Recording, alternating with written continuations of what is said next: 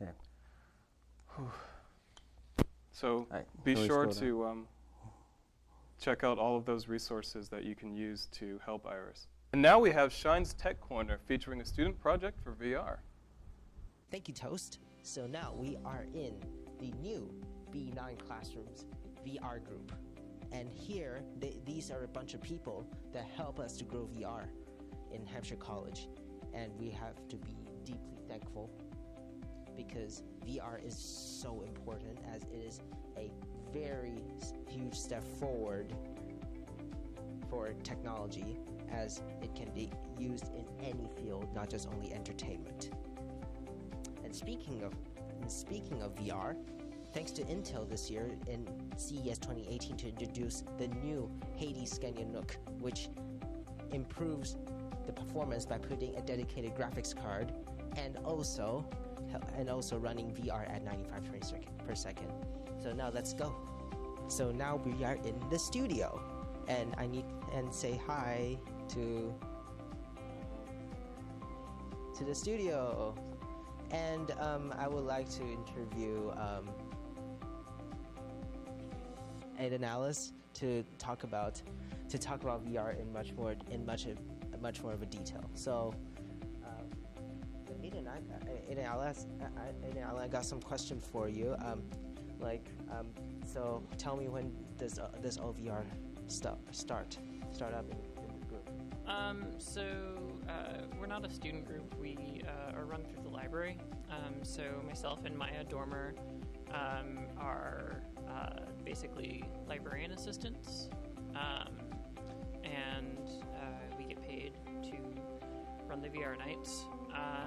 Those happen Thursdays and Fridays, 5 to 7.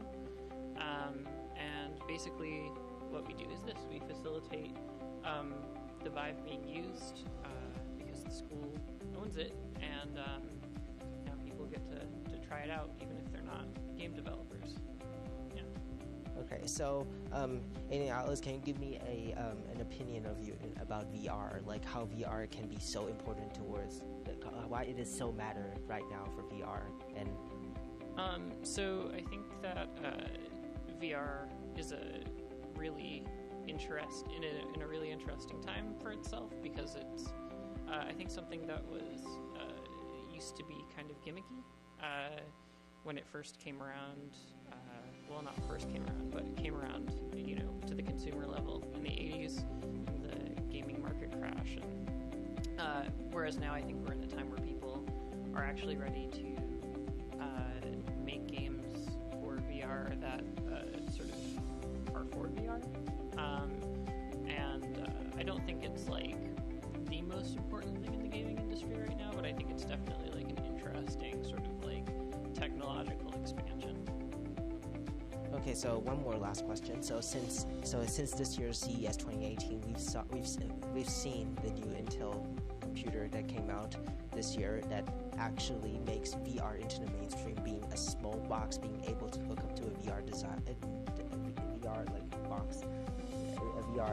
device and use it on the TV, like this situation over here in the background while we are running it.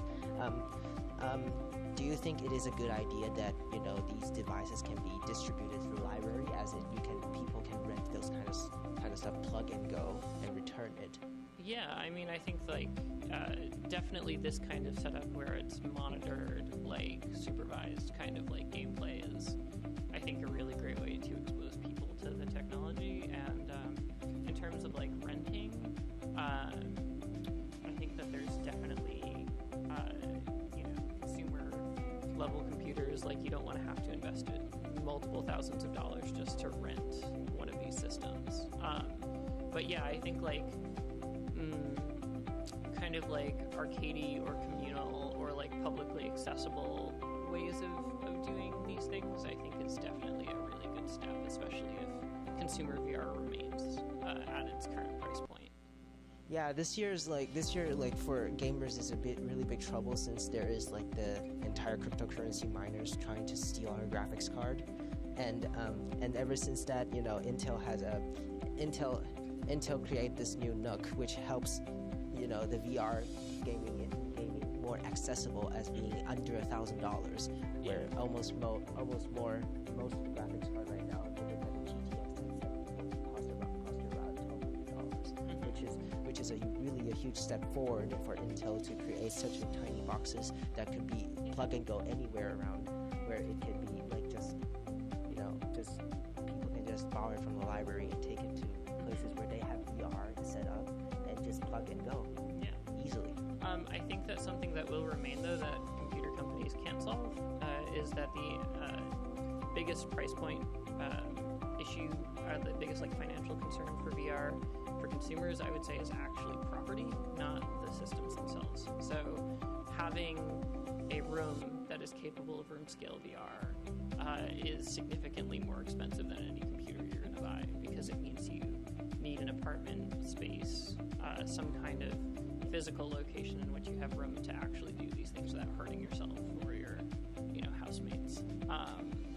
But I think that it's definitely a good step for people who have property to be able to just do this plug and go kind of thing.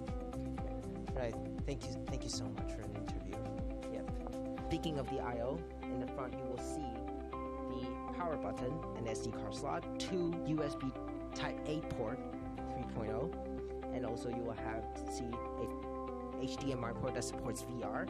You'll have also a USB-C port and also a headphone jack.